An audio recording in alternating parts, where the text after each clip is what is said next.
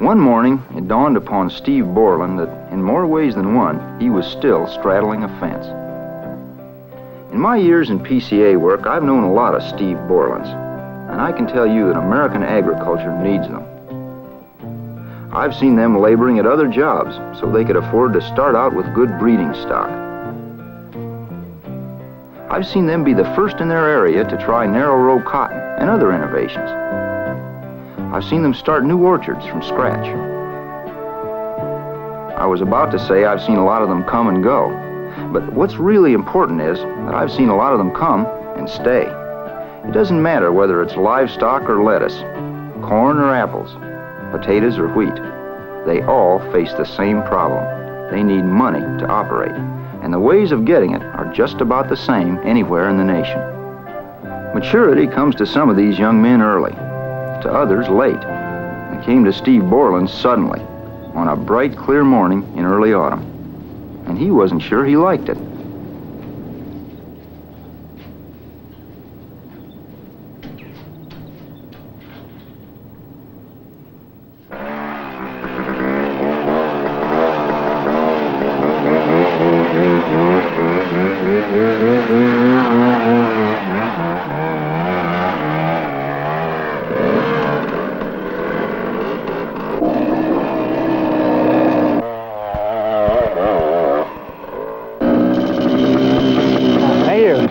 Where were you back there, Johnny? You had all the breaks today. That's how I planned it. Some guys get all the luck. Steve and Johnny Quigley had been friends through high school and college. Spent a lot of fun and games time with Johnny Q, doing everything together from duck hunting to double dating. Both were good work hands, too, and each began farming on his own at about the same time, just a few miles apart, but with a difference. Johnny's father could lend him the use of his machinery. With that to back him up, Johnny was able to rent some farmland on a 50-50 basis and start a small cow-calf operation. Steve had a few sows and earnings from a seasonal job at the local elevator. He began with a land rental deal where the landlord furnished everything and took 2/3 of the production. For a couple of years, they both made spending money, and as footloose bachelors, they spent it freely.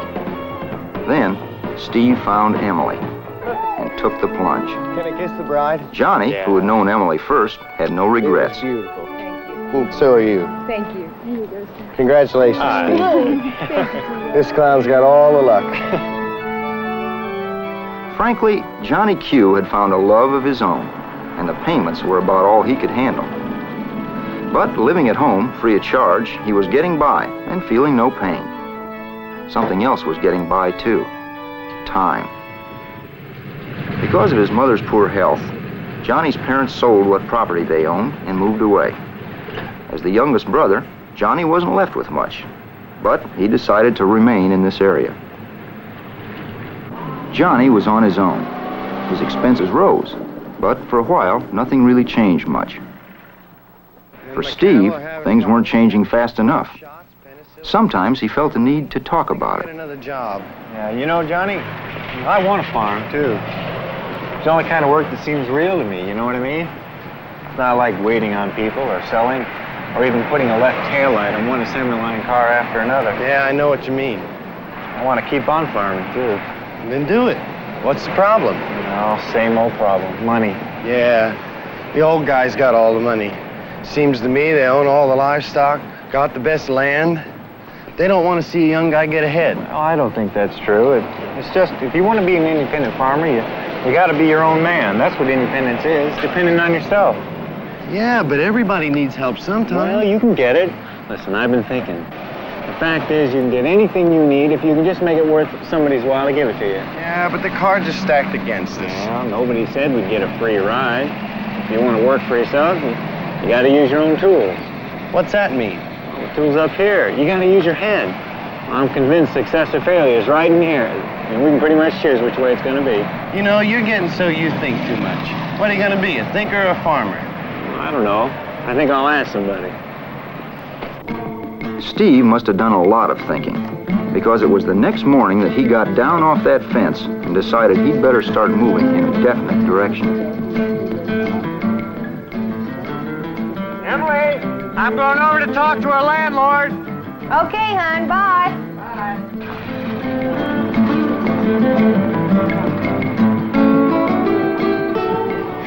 Yeah, there's too much good forage going to waste around here. Grazing cattle through it just isn't using it all. So what you want to do is put in another silo. All right. As silage, it'd be like having a feed savings account. Yeah, that makes sense, all right. What's your proposal? Well, you pay for the materials and I'll build the bunker.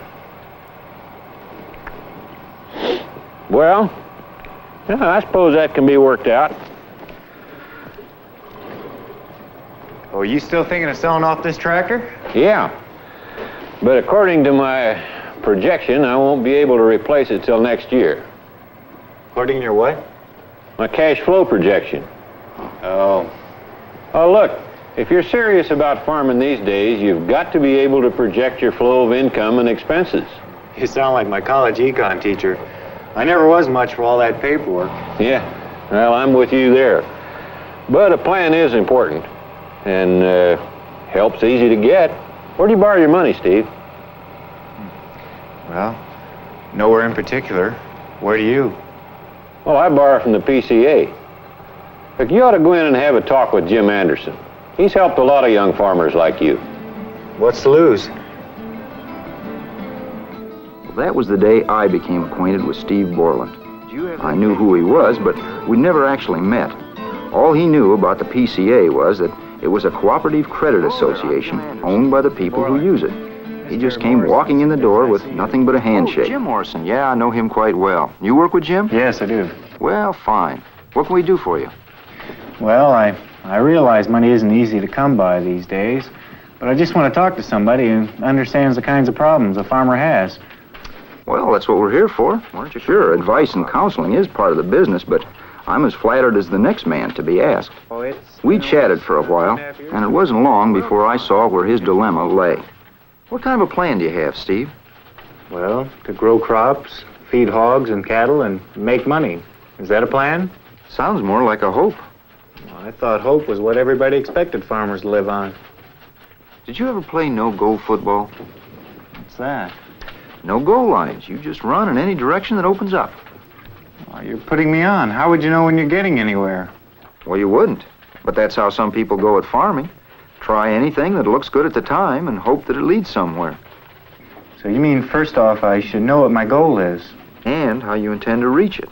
You don't ever want to borrow money unless you're carrying out a plan that can leave you better off in some way than you would be if you hadn't borrowed.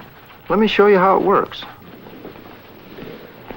Any money that we lend you is all private capital. PCA replaces its capital by getting loan funds from a federal intermediate credit bank.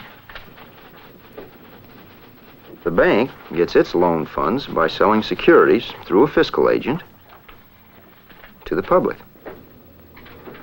The public invests in these securities because they're backed by the notes of farmers, growers, and ranchers. So the whole thing depends on you, the farmer, being able to pay back what you borrow with reasonable interest. Basically, that's what I'm here for, to go over your plans with you and make sure all of us are only taking a reasonable risk. Have a seat. How do you judge if I can carry out my plan? Partly by looking at your past record. Good reputation, good management records. Some people call those records red tape. In seeking a loan, you need the same records you need to properly manage a farm operation.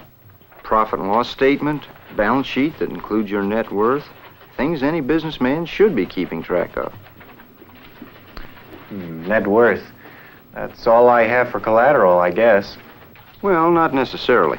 But I'll tell you what's really important for you to remember about lending money.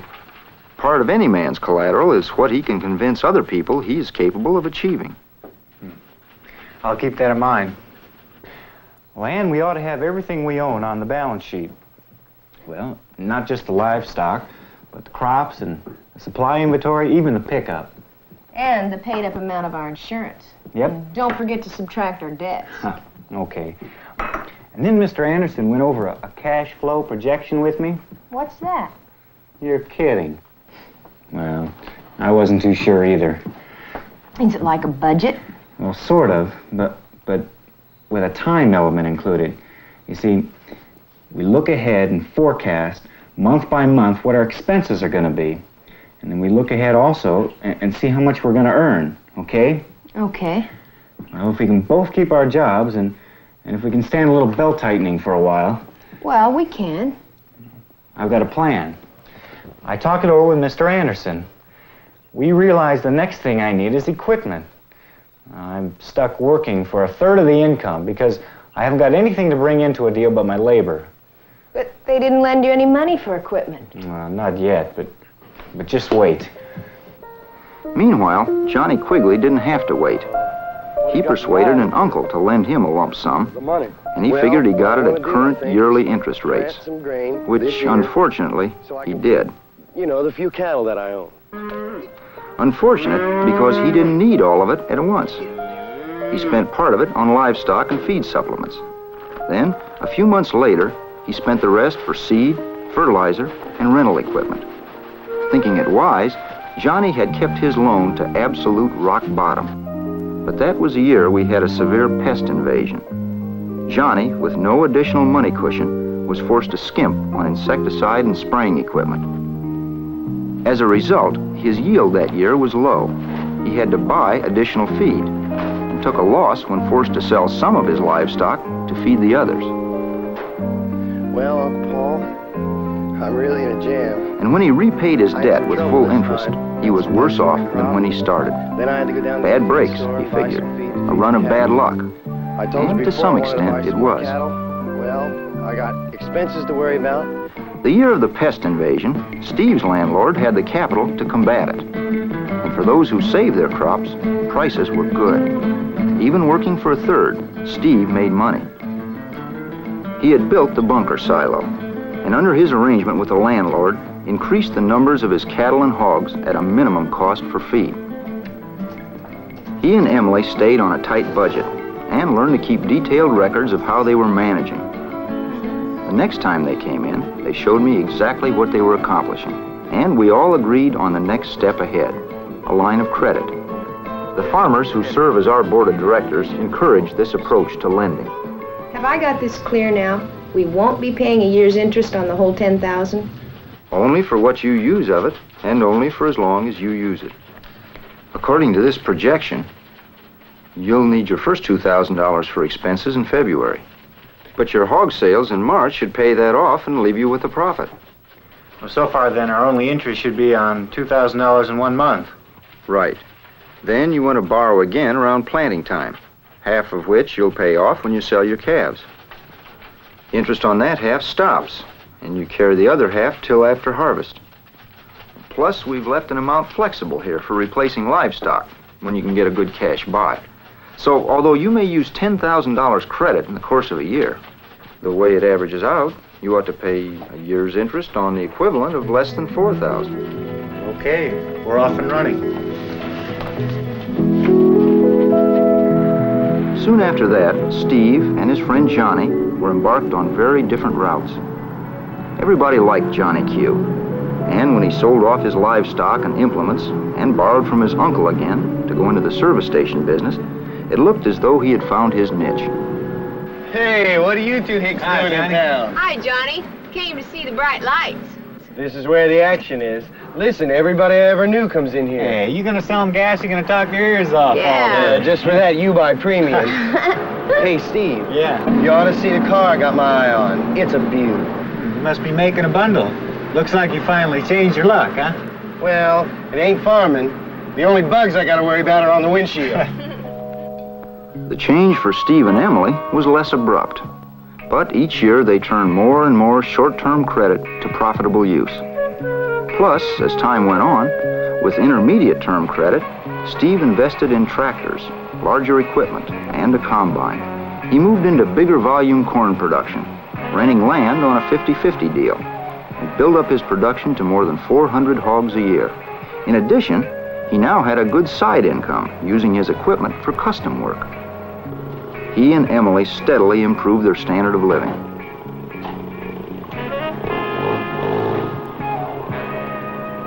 But for his friend, it was a different story.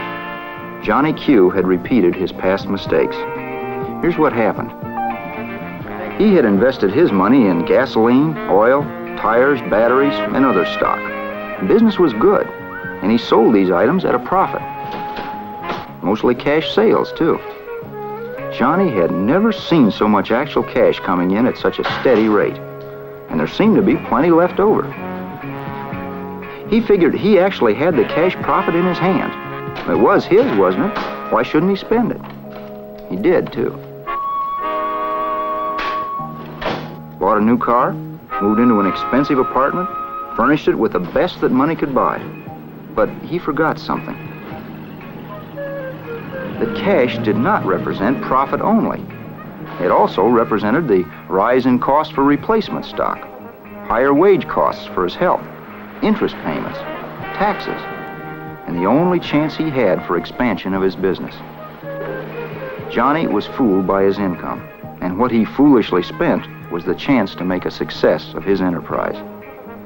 It's the oldest mistake known to the retail business. Failure to distinguish between cash on hand and cash for personal spending. Steve had faced almost the same situation, even more tempting, because a farmer's income is likely to come all at once at marketing time. After months of borrowing and spending, he suddenly has cash on hand. Without careful record keeping, he could have been fooled even easier than Johnny. But Steve and Emily had learned to manage, and were building the kind of equity and insurance program that would carry them through occasional setbacks. I continued to serve as their financial counselor. Since the PCA's primary purpose is financing agriculture, we're there when our members need money. We're there in bad times as well as good, and no matter how much their credit needs grow. We've served hundreds of thousands of farmers, growers, and ranchers with credit, insurance, and record-keeping programs. Served them from their first loan through growth, expansion, and on to retirement. Right now, many of those things are still in the future for Steve and Emily. But I know one thing. Steve Borland already has a plan. Yes, some would call Steve lucky. Johnny Quigley? Working for a neighbor just now. And as to deciding his future, Johnny is still on the fence. But he's young yet, and some people learn through making mistakes. I have a feeling Johnny Q may yet make the right move, because he has just begun to consider a real possibility about achievement. Although some call it luck, it seems to favor those who plan and follow through.